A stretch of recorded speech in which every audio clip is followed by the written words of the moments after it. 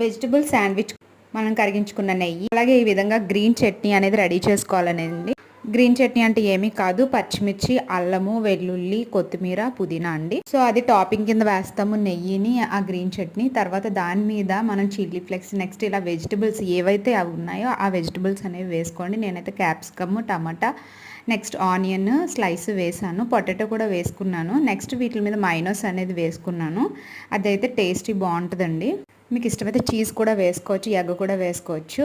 So నేనైతే prestige ఇలాగా sandwich maker అనేది తీసుకున్నాను, లేదా మీరు ప్యాన్ మీద కూడా చేసుకోవచ్చండి.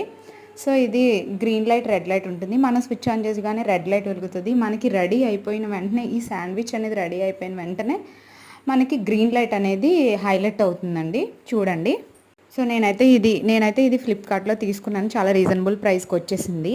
మీరు కూడా ట్రై చేయండి, చాలా ఈజీ అండి. వితిన్ 30 సెకండ్స్లో మనకి శాండ్విచ్ అనేది రెడీ అయిపోతుంది. అదిగోండి గ్రీన్ లైట్ వెలిగింది కదా, నేను ఇప్పుడు ఓపెన్ చేశాను. ఇదిగో శాండ్విచ్ రెడీ అయిపోయింది. దీన్ని మనం ప్లేట్లో తీసుకుని ట్రయాంగిల్ షేప్లో కట్ చేసుకోవచ్చు, లేదంటే స్క్వేర్ కింద కూడా కట్ చేసుకోవచ్చు. నేను స్క్వేర్ కింద బాబుకి ఈజీగా తినడానికి ఈజీ అవుతుందని దీని మీద టమాటా సాస్తో మనం